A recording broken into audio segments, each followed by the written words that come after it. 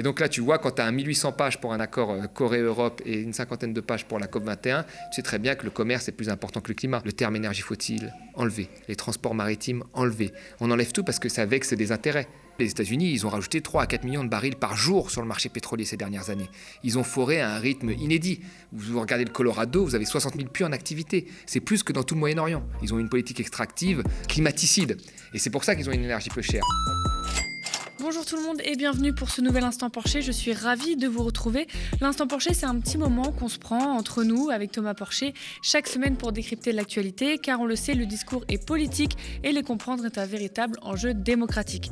Je vous rappelle, pour qu'on n'arrête pas tout, le média dépend de votre soutien, de vos abonnements et de vos dons.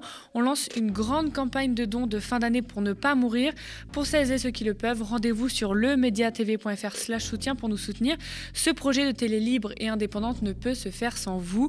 Au programme aujourd'hui, la Commission européenne prévient que la zone euro va entrer en récession et on revient sur la COP27 aux enjeux économiques, climatiques et géopolitiques. On analyse tout ça, c'est l'Instant Porcher.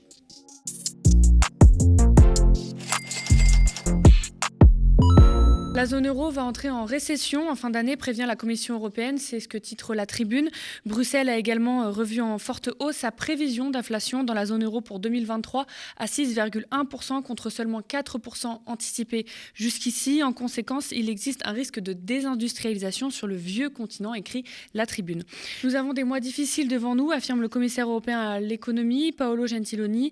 C'est le choc de la guerre qui est avancé comme explication. Je cite toujours le commissaire. L'inflation continue de dépasser nos prévisions. La forte érosion du pouvoir d'achat a fait chuter la confiance des consommateurs comme celle des entreprises qui sont confrontées à des coûts de production élevés, des difficultés persistantes d'approvisionnement et un resserrement des conditions de financement. Fin de citation. On va essayer de comprendre concrètement ce que tout ça veut dire. Thomas, est-ce que tu peux nous expliquer ce qu'est une récession et quelles sont les conséquences concrètes pour les Européens et les Français, même si la situation française n'est pas du tout la même que dans toute la zone euro? Oui, la zone euro est hétérogène, hein, donc la situation n'est pas la même, enfin les pays sont différents. Même si on est interdépendant économiquement, c'est différent. Par exemple, l'Allemagne, elle, a une économie qui est plus orientée vers l'export. Donc effectivement, quand vous avez les coûts de l'énergie qui augmentent, vous êtes moins compétitif sur le marché mondial. Et aussi, quand vous avez de l'autre côté des pays où vous avez le pouvoir d'achat qui diminue, vous avez moins de consommateurs. La France est différente, elle a une économie qui est basée sur la consommation, elle moins sur l'export, mais c'est pareil, quand vous avez un pouvoir d'achat qui diminue, quand vous avez des taux qui sont réaugmentés par la BCE, vous freinez l'activité. Donc dès qu'il y a une récession, elle s'auto-alimente par les interactions qu'il y a entre les pays. Mais qu'est-ce qu'il faut voir? En premier lieu, nous avons l'augmentation des prix de l'énergie, qui a augmenté les coûts pour les entreprises qui utilisent beaucoup d'énergie. C'est le cas par exemple de Safran, qui fait les freins pour les avions ou de l'aéronautique de manière globale, qui ont touché beaucoup d'argent pendant le confinement, il faut le dire, qui ont touché beaucoup d'argent public, hein, des filières qui ont été soutenues, et Bruno Le Maire disait on les soutient pour qu'elles continuent pour qu'elles ne délocalisent pas ou qu'elles créent des emplois. Il devait ouvrir une usine en France, le coût de l'énergie est trop élevé, il délocalise cette usine, il l'ouvre aux États-Unis. Aujourd'hui, la désindustrialisation, elle va aller plus vers les États-Unis, qui ont des coûts de l'énergie très faibles avec le gaz, le pétrole de schiste, et qui, eux, ne subissent pas la guerre à leur porte, plutôt que de rester sur l'Europe. Et d'ailleurs, Bruno Le Maire avait dit, oui, il faut que les États-Unis n'en profitent pas trop, qu'ils jouent le jeu. Moi, je dénonce cette espèce de compétition qu'il y a entre nous et qu'ils aspirent une partie de nos entreprises et de nos grands projets. Et puis, il y a l'autre côté, qui est l'absence de débouchés. L'absence de débouchés parce que ça fait très longtemps qu'il y a un problème de salaire en Europe, qui avait été déjà levé par l'ancien président de la BCE, Draghi, qui avait dit qu'il fallait à un moment parler des salaires, des économistes parfois mainstream comme Artus, qui avait écrit un livre « Et si les salariés se révoltaient » parce qu'il disait justement que les salaires n'étaient pas assez élevés en zone euro. Donc il y a cette question des salaires. Et là, ces salaires n'ont pas augmenté et en plus sont bouffés par l'inflation. Donc vous avez de l'autre côté la consommation qui n'est pas là. Et donc, à partir du moment où vous avez l'offre qui a des coûts supplémentaires et la consommation qui n'est pas là, vous avez une récession dans beaucoup de pays. Cette récession s'auto-alimente par les interactions qu'il y a entre chaque pays. Et là-dessus, si vous rajoutez la BCE qui augmente les taux, vous avez l'accès au financement qui est plus cher pour les entreprises, y compris pour les particuliers. Et donc, ça freine l'activité. Donc, on a des raisons économiques, on a des raisons politiques aussi. Et on a aussi, à un moment, une vraie question qu'il faut se poser, c'est Est-ce que tous ces milliards qu'on a déversés sur les entreprises pendant le Covid, sans condition, on voit bien qu'aujourd'hui, elles étaient très contentes de les avoir, mais que s'il y a d'autres opportunités ailleurs, elles se cassent. Et donc ça repose la question à un moment des aides publiques que l'on donne sans contrepartie, donc on doit avoir une contrepartie, de la politique industrielle, des champions qu'on doit choisir, et aussi un peu du name and shame game, c'est-à-dire de ceux qui décident à un moment de partir alors qu'ils ont été subventionnés, il faut le dénoncer. Il y a toutes ces questions-là qui doivent être mises sur le tapis, et si on ne les met pas, on finit par ce qu'a fait Bruno Le Maire, de dire il ne faut surtout pas partir, restez s'il vous plaît, les États-Unis jouent la concurrence déloyale, et tant qu'on reste qu'à des incantations, ça ne fait pas une politique industrielle. Est-ce que cette situation, elle peut durer? Parce que la France, elle s'apprête déjà à rentrer dans une période d'austérité entre l'obsession avec la dette et les consignes européennes. Moi, je pense que là, il faudrait se dire que c'est une forme d'année zéro. C'est-à-dire qu'on a déversé des milliards sur les entreprises. Ça a été le cas aussi en 2008, qui, dès qu'elles ont une opportunité, se barrent. Elles se barrent, on le voit bien. Ou ne font pas pour des raisons de compétitivité mondiale. Et d'ailleurs, appuyer sur de l'énergie, donc appuyer quand même sur de l'énergie sale. Parce que si les États-Unis peuvent avoir aujourd'hui un prix du gaz et un prix du pétrole plus compétitifs, c'est parce qu'ils ont foré massivement. Je rappelle quand même que les États-Unis, là on sort de la COP, d'une COP sur le climat, les États-Unis, ils ont rajouté 3 à 4 millions de barils par jour sur le marché pétrolier ces dernières années. Ils ont foré à un rythme inédit. Vous regardez le Colorado, vous avez 60 000 puits en activité. C'est plus que dans tout le Moyen-Orient. Vous voyez, ils ont foré massivement. Ils ont une politique extractive climaticide. Et c'est pour ça qu'ils ont une énergie peu chère. Et si les entreprises se disent ça, c'est une opportunité, il y a un vrai problème. C'est-à-dire qu'il n'y a pas au niveau mondial de taxe carbone, c'est-à-dire qu'on peut s'installer là où l'énergie est la moins chère et donc là où on utilise même de l'énergie polluante. Et il y a un vrai problème, on va dire, de l'adaptation de ces grandes entreprises à la contrainte climatique. Et c'est ça, en fait, les questions que devraient se poser les Européens. C'est ça, en premier lieu. C'est comment on devient aujourd'hui plus indépendant énergétiquement. Ce qui n'a pas été le cas avec l'Allemagne en premier lieu, qui était très dépendante du gaz russe. Comment on fait? On essaie de jouer sur tous les leviers. Rénovation des bâtiments, développement des énergies renouvelables, ce sont des énergies sur place, et ainsi de suite. La deuxième question qu'il faut se poser, c'est quelle entreprise nous voulons, quel est l'objet, l'utilité sociale de l'entreprise, et où nous voulons l'orienter. Si des entreprises sont prêtes à partir parce que le coût de l'énergie est moins cher, à un moment, il ne faut plus les subventionner, il ne faut plus leur dégoter des contrats quand Macron prend l'avion avec ces entreprises-là, et ainsi de suite. Il faut les libérer de toute obligation, et puis voilà, c'est fini. Ou si on leur prête de l'argent, organiser la transition avec elles. Mais là, la question de la politique industrielle, de la vraie politique industrielle, de la planification écologique, mais aussi de la planification industrielle, elle se pose. La politique industrielle, ce n'est pas que baisser des impôts. Et Macron et le maire, ils ont cru que c'était ça. C'est tu baisses des cotisations sociales, tu baisses l'IS, tu changes l'ISF, tu baisses les impôts de production. Que c'était ça la réindustrialisation. Preuve que non. Parce qu'il y a toujours des pays où ça va être moins cher. Donc la politique industrielle, c'est un moment de mettre en synergie et d'aider, de choisir des vainqueurs, de mettre en synergie des entreprises avec d'autres énergies pour un objectif final qui serait la transition écologique. Et ça, je crois qu'il n'y a aucune discussion là-dessus. Et les Américains, là-dessus, ils sont bien meilleurs. Quand ils choisissent une entreprise, ils la choisissent, ils investissent dedans, et ils font en sorte qu'elle se développe, pour le meilleur comme pour le pire. Mais c'est au moins de la politique industrielle. Nous, c'est baisser les taxes. On baisse les taxes, on leur donne de l'argent, et puis elles se cassent si c'est moins cher ailleurs. Donc il y a une vraie question globale à se poser au niveau européen, parce qu'elle n'existe pas, et même au niveau français, parce qu'elle vient légèrement d'émerger dans la tête des dirigeants, sans que ça se traduise en actions concrètes. Nous sommes en plein dans la COP27. Il est possible que vous ne l'ayez pas vu passer. Ça ne fait pas la une des médias en ce moment. Les COP, ce sont ces conférences internationales de l'ONU sur les changements climatiques pour trouver des accords mondiaux pour tenter de ralentir la catastrophe climatique en cours et à venir. Alors, cette année, c'est en Égypte et ça ne se passe pas tout à fait comme prévu pour les défenseurs et défenseuses de l'environnement. Et ce n'est pas la première fois.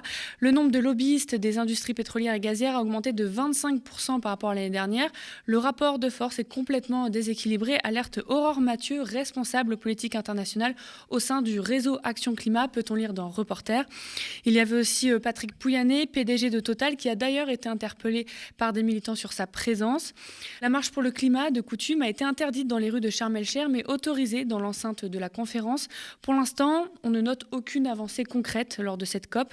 Pour l'Afrique et plus généralement les pays en développement les plus vulnérables au changement climatique, lors de cette deuxième semaine, les ministres viendront discuter des points sensibles, notamment la question de l'aide financière des pays occidentaux aux pays plus vulnérables au changement climatique, une aide jugée trop faible et mal adaptée. Les engagements déjà pris ne sont en effet pas forcément tenus. Fin de citation. On va décrypter ça avec Thomas. Quel est le rôle de ces COP et est-ce qu'elles ont encore une utilité aujourd'hui? Grosso modo, les COP servent en fait aux pays de discuter de l'avenir climatique. Mais c'est largement insuffisant. Il y a eu des grands échecs. Par exemple, le protocole de Kyoto était quand même une des plus grandes avancées, puis aussi un des plus grands échecs. La COP 21 était une victoire diplomatique sans que ça se concrétise encore dans les faits. Il y a une grosse partie à l'écart des COP où il y a beaucoup de grandes entreprises, des multinationales, y compris du pétrole, du gaz, qui font un lobbying énorme. Moi, je me souviens à la COP 21 à Paris, vous aviez les réunions effectivement diplomatiques, puis à côté, vous aviez tout un tas d'entreprises qui voulaient nous faire passer le gaz comme une énergie de la transition. Alors effectivement, ça contribue en partie à alimenter les renouvelables quand elles ne fonctionnent pas, mais de là à dire que c'est une énergie de la transition, on savait derrière ce qui se passait. Mais on le voit bien, le rythme de ce qu'il en ressort en tous les cas de ces COP est beaucoup trop faible par rapport à l'enjeu climatique. Et on est encore sur des trajectoires où nous dépassons les 2 degrés, les 1,5 degrés marqués dans l'accord de Paris. Nous les dépassons largement. Mais de là à dire que ça ne sert complètement à rien, je pense qu'on ne peut pas dire ça. Ça sert quand même à faire une diplomatie du climat. Et aux sociétés civiles de mettre la pression. Et aussi, et ça il faut le dénoncer, à certaines entreprises aussi de mettre une forme de faire du lobby. On a vu naître des accords pendant ces 27 COP, tu l'as justement dit, il y en a 2 dont on se souvient bien. D'abord pendant la COP 21, il y a les accords de Paris, où 195 pays en décembre 2015 ont adopté des objectifs à revoir tous les 5 ans. Alors la mesure phare, c'était de rester sous les 2 degrés de réchauffement climatique. Accord non contraignant dans le sens où il n'y a pas de sanctions prévues, mais il y avait des obligations de moyens de résultats tout de même. On se rappelle aussi évidemment du protocole de Kyoto, signé en 1997 lors de la COP 3, qui entre en vigueur en 2005. Et celui-là, il comprend des engagements contraignants pour 38 pays industrialisés, avec un objectif en fait, de réduction moyenne de 5,2% entre 2008 et 2012 par rapport aux émissions de 90. Les pays en développement comme le Brésil, la Chine ou l'Inde sont dans le protocole, mais n'ont pas été soumis à cette réduction d'émissions parce qu'en développement. C'est ici aussi qu'on a vu la création du crédit d'émission et de ce marché de permis d'émission. Est-ce que tu peux nous en dire un peu plus, Thomas, avec ton regard d'économiste, sur ces 2 accords majeurs qui sont différents l'un de l'autre? Kyoto, tu l'as bien dit, tu as très bien. Kyoto, pour moi, c'était la meilleure avancée. Et c'était en fait l'accord le plus juste. Parce qu'il était contraignant pour les pays riches. Il y avait 2 catégories de pays. Il y avait la catégorie des pays riches qui, eux, avaient des contraintes. Qui n'étaient pas des contraintes énormes. Mais pourquoi ils avaient ces contraintes? Parce que, en fait, ces pays riches-là étaient responsables au XXe siècle de 2 tiers des émissions de CO2. Donc, ils ont pu se développer, ces pays-là, dans un contexte où il n'y avait pas de contraintes climatiques. D'accord, les 30 glorieuses, etc., en polluant. Et une fois qu'ils ont réussi à se développer, dès les années 90, ils disent grosso modo aux pays émergents qui arrivaient avec une organisation du commerce qui leur était extrêmement défavorable, parce que c'était des pays à la périphérie en fait, du développement. Dès qu'ils commençaient certains à s'en sortir, ils leur disent attention, il y a la contrainte climatique. Donc il y a un certain nombre de pays émergents au début qui ont dit qu'est-ce qu'ils nous inventent encore pour nous empêcher de nous développer. Ils nous ont mis une organisation du commerce extrêmement défavorable, un accès au crédit beaucoup plus difficile, et maintenant ils nous mettent une contrainte climatique. Donc au tout début, ce sont des pays plutôt pauvres, notamment la Chine, qui étaient un petit peu vent debout là-dessus. Et puis, ils ont dit, OK, on veut bien jouer le jeu, mais laissez-nous nous développer et faites les efforts, montrez-nous la voie, puisque vous êtes développés. Donc, c'est un super accord. Et donc là, qu'est-ce qui s'est passé? En fait, il y a un pays, la première puissance mondiale, les premières émissions de tonnes par tête, de CO2, tonnes de CO2, émissions de CO2, équivalent CO2 par tête, qui a refusé de l'appliquer. C'est les États-Unis. C'est Bush qui a dit on ne va pas toucher au rythme de vie américain. Alors qu'un Américain, à l'époque, il émettait 18 tonnes de CO2 par tête. Je veux dire, quand un Chinois n'en émet encore que 6 aujourd'hui, ou 7, vous voyez. Et ils ont refusé de le faire. Ils ont dit on ne le fait pas. Alors il y a certains États quand même, notamment les États de la côte ouest et la côte est, qui se sont directement mis sur l'accord de Kyoto. Ils ont dit ok, l'État central refuse, mais nous, on se met sur les objectifs de l'accord de Kyoto, il faut le dire. Mais les Américains ont refusé. Ce qui a été vraiment un signal extrêmement mauvais et qui nous a fait perdre 15 ans de combat contre le changement climatique, parce qu'on se dit quoi? Si la première puissance mondiale, le pays le plus riche, le pays qui a toutes les capacités financières, les capacités à innover, refuse de le faire, qu'est-ce qu'on peut attendre de la 50e, 60e, 70e puissance? Rien, en fait rien. Et quand les États-Unis se sont retirés, beaucoup de pays comme le Canada, le Japon à l'époque, l'Australie, ont dit bon, nous aussi, il n'y a que l'Europe qui a joué le jeu. Pour une fois, elle a fait quelque chose de bien, qui a joué quand même le jeu à cette époque-là. Les autres pays se sont dit non, on se retire. Et donc ça a été un échec diplomatique et il a fallu des années pour s'en remettre. Et je vous savais, en 2009, quand il y avait le sommet de Copenhague, on disait déjà c'est le sommet de la dernière chance. Vous vous rendez compte, moi je me souviens, c'était le sommet, vous vous rendez compte? Et quand il y a eu l'accord diplomatique, là il a fallu faire en sorte que cet accord diplomatique ne fasse pas des catégories de pays. C'est pour ça qu'on a dit à tous les pays de faire des efforts. Tous les pays doivent montrer leur contribution. Il n'y a pas de contrainte. Le Mali, avec un Malien qui émet 0,05 tonnes de CO2 par tête, doit montrer ses efforts. Vous voyez, et les États-Unis doivent montrer leurs efforts. Et donc, c'est un accord qui est parfaitement horizontal. On fait comme si tous les pays avaient le même niveau de développement. Et il n'y a pas de contrainte et on le base sur le name and shame game. C'est-à-dire que quand tu fais mal tes accords, tu as la honte et donc tu te sens mal. C'est à peu près ça le truc. Et on voit bien que ces accords-là, en fait, le nivellement est tellement vers le bas que dès que quelqu'un comme Macron fait un peu, ça devient presque un héros des COP, parce qu'il a fait un peu plus que tellement les pays font moins. Et puis après, vous avez tout ce que j'appelle cette ingénierie comptable avec les compensations carbone. Je fais pousser 2 arbres, donc je peux détruire tel truc, où certains pays comptabilisent ce qu'ils veulent à peu près pour montrer leur contribution. On est vraiment dans des choses qui sont quand même... Et il n'y a pas de contrainte. Donc voilà, et si tu ne fais pas bien, tu ne fais pas bien et c'est tout. Tu te tapes la honte. Et donc c'est très très compliqué. Et vous savez, en 2015, tout ce qui insérait, on va dire, de la progressivité, des différences de développement, de l'équité dans le réchauffement climatique était mal vu. On nous parlait d'un prix unique du carbone. C'est-à-dire que tu émets 1 tonne de carbone, que tu sois un Malien, que tu l'émettes pour faire un réseau d'eau potable chez toi, ou que tu l'émettes aux États-Unis pour construire un centre commercial de 18 étages, c'était la même chose. Il fallait le même prix du carbone, ce qui est complètement absurde. Je veux dire. Et maintenant, on en revient. Aujourd'hui, dans les négociations, tout le monde se dit qu'il faut quand même prendre en compte, après quand même 7 ans, qu'il faut prendre en compte les indices de développement humain, etc. Parce qu'on se rend compte d'une chose, en fait, c'est qu'au tout début, ça, il faut l'avoir en tête. Quand tu te développes, la croissance de ton indice de développement humain est corrélée à tes émissions de CO2. Donc l'indice de développement humain, la santé, l'éducation... Exactement. Je ne veux pas prendre le PIB par habitant, parce que le PIB par habitant, il y a des activités... Là, l'indice de développement humain, on prend la santé, l'éducation et ainsi de suite. C'est un indicateur quand même de bien-être qui est beaucoup plus fiable que le PIB par habitant. L'indice de développement humain, quand il se développe au tout début, quand tu es un pays pauvre, ça augmente avec les émissions de CO2. Pourquoi ? Parce que tu construis des infrastructures de transport, des écoles, des hôpitaux, des réseaux d'eau, tout ce dont on a besoin.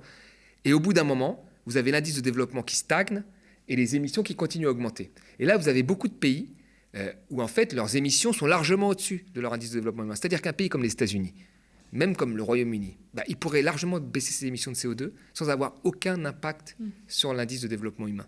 Ça veut dire que c'est eux qui doivent faire les efforts. C'est-à-dire que même s'ils font les efforts, ça ne changera quasiment rien. Même la France pourrait faire encore un peu d'efforts. Il y a beaucoup de pays comme ça qui sont au-dessus. Donc les pays pauvres, il faut les laisser se développer. Ils vont polluer, c'est normal, mais là on parle de... vous savez, quand vous avez 4 enfants sur 5 qui meurent avant l'âge de 5 ans dans des pays très pauvres comme l'Angola, là c'est une question de vie ou de mort. Et la fin du monde, là c'est la fin du mois ou la fin de la semaine. Donc ceux-là, il faut les laisser se développer, et c'est les autres, les pays riches, qui doivent faire les efforts en premier lieu, parce qu'ils ont une dette historique et parce que leur impact carbone est bien plus élevé. Quand on commence à prendre le débat dans ce sens-là, ça paraît logique, mais c'est très difficile parce que ce sont les grandes puissances qui doivent faire des efforts et elles ne veulent pas en faire. C'est très compliqué de résumer, de comprendre pourquoi les accords sont si complexes à mettre en place. Tu l'as évidemment un petit peu dit. Il y a les pays développés qui étaient très polluants, tu viens de le dire, et se sont développés grâce à l'industrie. Les pays en développement aujourd'hui qui polluent du fait de leur développement. Et puis il y a aussi les pays sous-développés qui sont les premières victimes des émissions des pays du Nord. Il y a aussi le fait que l'on est passé d'un système qui imposait aux pays des limites à celui où on laisse les pays décider de comment ils réduiront leurs émissions de gaz à effet de serre, ou encore la difficulté de négocier et le fait qu'on est obligé d'alléger les contraintes car des pays bloquent étant en plein développement économique et ou industriel. Donc on constate en fait vraiment une complexité d'obtenir des accords ambitieux et a fortiori contraignants de manière climatique. On se souvient de l'échec de la COP25 car les pays voulaient toujours reporter sur les autres les mesures de réduction d'émissions ou alors sur les générations futures, on le fera plus tard. Ou encore cette relation aussi concurrence-dépendance États-Unis-Chine qui sont 2 acteurs majeurs et puissants en termes économiques mais aussi climatiques. Bref, pourquoi, selon toi, c'est si difficile de trouver aujourd'hui un accord sur le climat ? C'est très difficile parce que l'économie mondiale est devenue un bol de spaghettis. C'est-à-dire que la Chine, très bien, elle peut dire ce qu'elle veut, mais c'est l'atelier du monde. Toutes les entreprises européennes et américaines, mais aussi maintenant chinoises, produisent directement là-bas pour alimenter le monde entier. Donc il y a des intérêts, on doit balayer devant notre propre porte parce qu'il y a nos entreprises qui sont là-bas et qui sont bien heureuses d'être là-bas et d'avoir très peu de contraintes, pas de taxe carbone, etc., ou une taxe carbone faible et ainsi de suite. Et on peut même parler des contraintes sociales aussi, on peut ajouter ça. Et puis après, il y a aussi des fortes inégalités à l'intérieur des pays. Et on l'a bien vu avec le mouvement des Gilets jaunes, c'est-à-dire que vous avez une grosse partie des gens qui ont une empreinte carbone extrêmement faible et que si l'on taxe, il y a une forme d'injustice. En réalité, les gens qui sont responsables du réchauffement climatique, ils sont très peu nombreux. La majeure partie du réchauffement climatique, c'est un petit nombre de pays et un petit nombre de personnes dans ces pays-là et un petit nombre d'entreprises dans ces pays-là. Et c'est ça qu'il faut attaquer. Sauf que ces gens-là sont extrêmement puissants. Vous savez, en économie, on dit $1, une voix. Donc, quand tu as $1 par jour, tu as une voix. Quand tu fais 1 million, 2 millions, 3 millions de dollars, tu vaux 3 millions de voix. D'accord ? Et là, c'est plus difficile à aller chercher. Et c'est ça, en fait, c'est qu'il faut s'attaquer à notre modèle économique. C'est ceux qui sont dans les tours de table au COP, quoi, en fait, ces gens-là. Certaines entreprises, oui. Certains dirigeants, oui, bien sûr. Mais il y a aussi des dirigeants qui parlent et qui vont être les premières victimes et qui alertent très fortement. Sauf qu'on les entend moins. Vous savez, dans les COP, il y a les gros qui parlent, la Chine, l'Inde, la France, les États-Unis. Là, on les écoute. Puis il y a d'autres pays qui disent qu'ils sont victimes du réchauffement climatique, qu'ils ont besoin d'argent pour l'adaptation. On les écoute moins.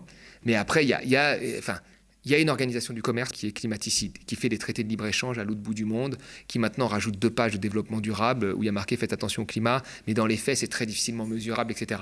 Avant, il n'y avait pas de page là-dessus. Maintenant, il y a 2 pages. Et on nous dit c'est génial. Et vous regardez un accord, par exemple, commercial entre l'Europe et la Corée, c'est 1800 pages. Tous les détails sont réglés. Vous regardez l'accord de la COP 21 à Paris, c'est une 50aine de pages. Tout ce qui est prêt, on va dire, à confrontation a été enlevé. Le terme énergie fossile, enlevé. Les transports aériens, enlevés. Les transports maritimes, enlevés. On enlève tout parce que ça vexe des intérêts. Donc il ne faut surtout pas. Donc à la fin, on dit il faut rester sur 1,5-2 degrés, il faut faire des contributions. C'est fini. Et donc là, tu vois, quand tu as 1800 pages pour un accord Corée-Europe et une 50aine de pages pour la COP21, tu sais très bien que le commerce est plus important que le climat. Et que les gens ont choisi le commerce plutôt que le climat, en tous les cas nos dirigeants. Et donc il va falloir s'attaquer, je pense, aux vrais responsables. Et les vrais responsables, il faut les dénoncer. Il ne faut pas dire oui, il faut tous faire un effort, ou oui, nous sommes tous coupables. C'est pas vrai. Il y a des gens qui sont plus coupables que d'autres. Et c'est ceux-là qui doivent faire des efforts. Et en plus, ces gens-là ont des moyens. Donc pourquoi ils feraient des efforts ? C'est ça aussi. Donc il faut s'attaquer à ceux-là. La taxation des super riches, par exemple, c'est bon pour le climat, hein. Et puis, il faut s'attaquer aux grandes entreprises. On ne peut plus permettre à une entreprise de produire à l'autre bout du monde, de faire 3 fois le tour du monde à des biens. C'est fini, ça. Et aujourd'hui, il faut... Et si vous faites des traités de libre-échange qui accentuent ça et qui permettent ça, si vous créez des marchés qui permettent ça de plus en plus, on ne va pas dans le bon sens, là. On ne va pas dans le bon sens. Donc, il faut vraiment remettre en cause le modèle économique de manière globale et s'attaquer aux acteurs les plus importants. Cela fait déjà 2 mois que nous avons lancé notre grand projet d'antenne 24/7 et de télé libre et indépendante. Aux médias, on est transparent. Ce grand projet et votre média sont menacés. Cette belle émission, l'Instant Porcher, où déconstruire l'économie et donner du pouvoir à tout à chacun nous est primordial et menacé. On lance un appel. Pour soutenir une information différente, nous avons comme objectif une campagne de dons à hauteur de 200 000 €. Ça paraît énorme, mais c'est rien comparé aux télés des milliardaires. Et pour pouvoir faire vivre l'équipe et lui permettre de vous fabriquer de l'information indépendante. Pour celles et ceux qui le peuvent, on compte sur vous sur lemediatv.fr/soutien. Nous sommes ravis de décrypter l'actualité avec Thomas et vous chaque semaine. Merci de toujours nous suivre pour tous vos commentaires et vos pouces en l'air sous la vidéo. Spectateurs, abonnés, donatrices et sociaux, je vous dis à la semaine prochaine.